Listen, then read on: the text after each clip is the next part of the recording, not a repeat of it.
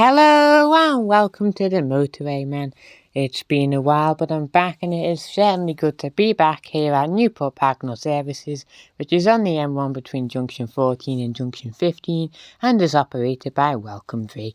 So we've started here in the outside area. We can see the petrol station there, and of course, like most, there is a hotel at the site. In this place it's a Ramada. You can also see the Starbucks drive-thru there as well. And if we continue forth to our left, we'll be heading inside the site. Some nice palm trees there. Now we'll be heading inside of Newport Pagnell Services now, which, as I said, is operated by Welcome Break. And actually this side of the service station is my preferred. I do prefer this one more than the other side. Sometimes that's just the way it is. This side feels a little bit more modern than the other one. So right there we can see a Starbucks and of course a Waitrose, which is one of Welcome Break's partners. Of course, you won't find a Waitrose in any other service station other than Welcome Break. So if you are a Waitrose enthusiast, you can only find them at the likes of a Welcome Break service station.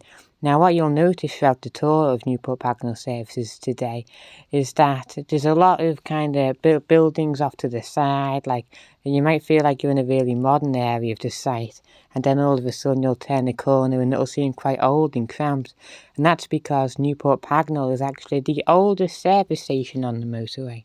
So obviously the old site, the original one, would obviously be very small and cramped like they were back in the 1950s and 1960s, but obviously more modern demand like your KFCs and your chopsticks and your noodle bars and what have you, obviously they need a lot of bigger space. So obviously the site's been extended over the years, and right now we're walking through one of the more modern areas of the site of the modern eateries. But where the toilets were and that was part of the older original area. So it's nice to see the comparison of the old and new come together in an interesting way. So, time for a bit of history then. Like I said, Newport Pagnell Services was opened in 1959, with temporary facilities opening on that date.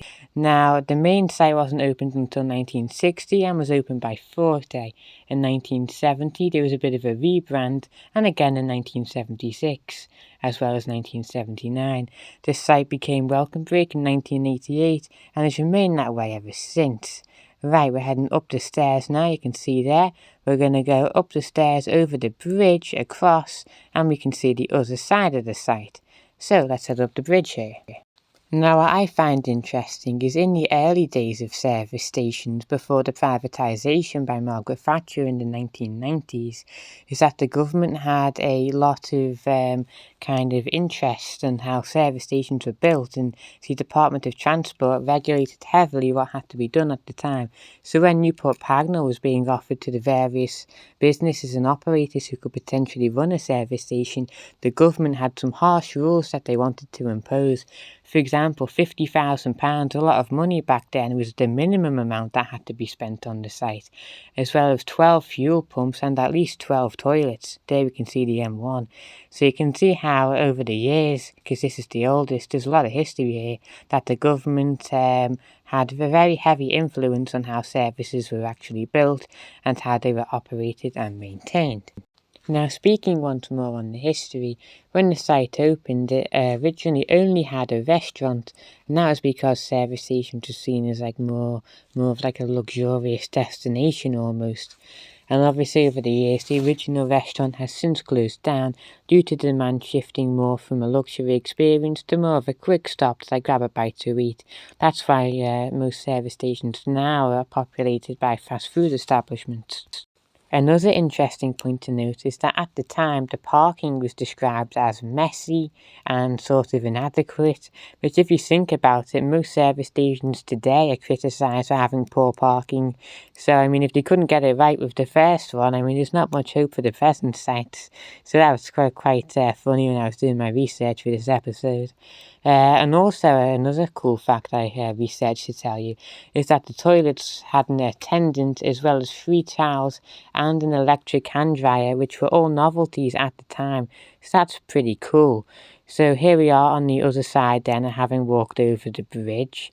So this side is more of the old side. This one hasn't been extended as much. So we're presently walking through the area where the old restaurant would have been. Now obviously it's a Subway and Starbucks. We passed a new KFC as well, and this is one of my favourite parts of the site here. It's like a little cafe where you can sit and watch the cars and stuff go past and the trucks. So if you're into car spotting, it's a good cafe for you. So anyway guys, I think I'll call it here. It's been wonderful to do a service station tour once more for you in this wonderful service station, wonderful seating area. A lot of history here, it's very cool. There you can see the bridge we've just walked over. Have an amazing day. Enjoy whatever it is that you will be doing. Please subscribe to my YouTube channel if you have not already. Give the video a thumbs up and goodbye.